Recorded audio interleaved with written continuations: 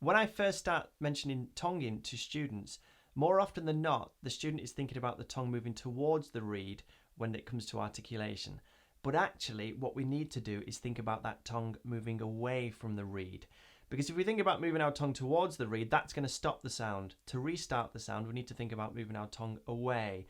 So try to reverse that thought of moving your tongue towards the reed, and when you're tonguing, do, do, do, we're moving our tongue away from the reed to create the sound and create that separation. And thinking in this way is going to stop your tongue from being delayed, and ultimately it's going to help you articulate more accurately and faster. One of the things that I often hear students do when they first start trying to tongue, and this is an issue that I've seen students come to me with, and they've been playing for quite a long time, sometimes even years, and this does take a little bit of undoing. So if you are doing this and you identify that you're doing this, please do some of the exercise that I'm asking you to do in this video, because they will help you not do this. So what happens is some players use the back of their tongue instead of the tip of their tongue. They use the back of their tongue to close off the airway at the back of their throat. And that gives the impression that they're using their tongue to separate the sounds, but actually it's just a brief cut-off of the airstream. Now, not only does this get really tiring, but it also gives you huge issues when you need to start tonguing more complex rhythms in the future. In this video, I want to talk all about tonguing, and knowing how to use your tongue correctly is essential when it comes to articulation. And articulation, quite simply, is the separation of notes by using your tongue to stop the reed from vibrating. Now, the first thing you need to get used to is actually having the mouthpiece inside your mouth and training your tongue how far it needs to move before it touches that reed. Now, the first thing I want you to do is make this sound. Do, do, do.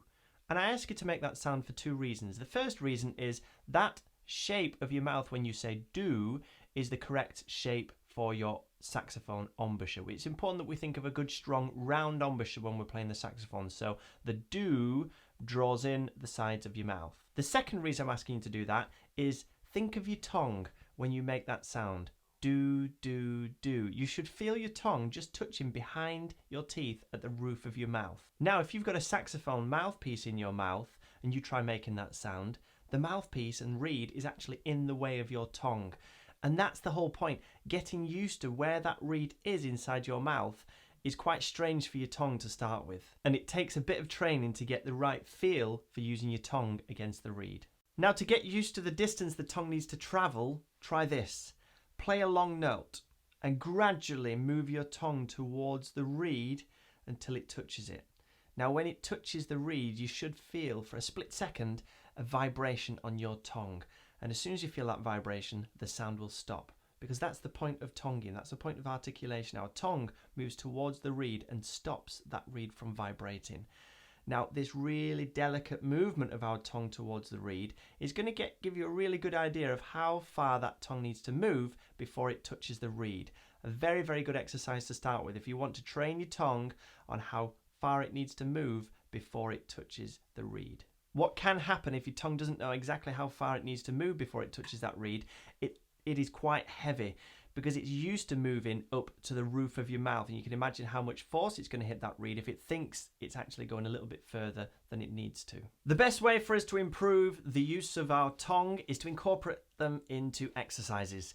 Now, I have created a helpful sheet that has 12 tonguing exercises on it that progressively introduce more complex tonguing combinations. And if you would like that, please follow the link in the description to my website, sign up for the mailing list, and I'll send it over straight away. If you've already subscribed to my mailing list, not to worry, just email me directly and I'll send it over on an email to you.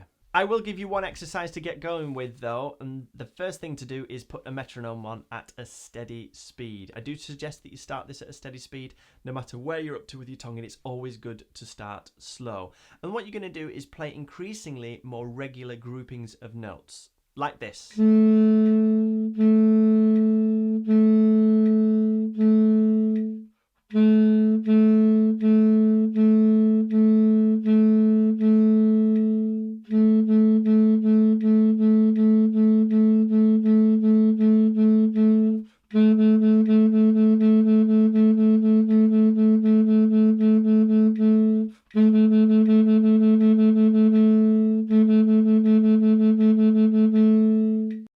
a very quick note on which part of our tongue we should be using to tongue the reed. Now, if this is our reed and this is my tongue, I tend to use, if the tip of my fingers are the tip of my tongue, I tend to use just that part of my tongue there. I don't use the tip of my tongue on the reed. I do know some players who do that, use the tip of the reed on their tongue.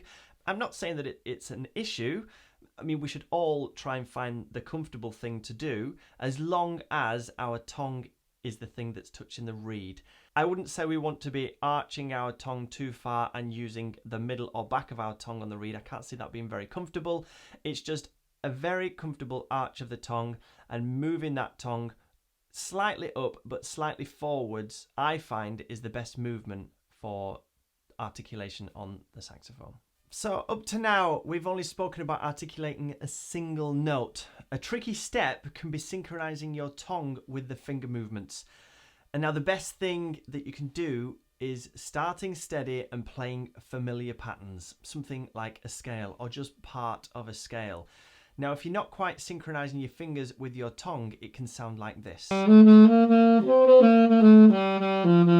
Now, you'll get that sound if your finger isn't perfectly synchronized with your tongue. Your tongue must be touching the reed the instant that your fingers move on the instrument. Like I say, the best thing to do to fix that is do things nice and slow and steady. And with that, you should be able to improve that synchronization between your fingers and your tongue. I hope you found some of this useful. If you've got any questions, please put them in the comments below. If you're interested in the exercise sheet that I've got, get along to my website, sign up to the mailing list. The link is in the description and I will send that straight across to you. Like I said, if you're already a member of my mailing list, then just email me directly and I'll send that across on an email to you. Again, thank you so much for engaging with this material. I look forward to making many more in the future. Thanks very much, and I'll see you next time.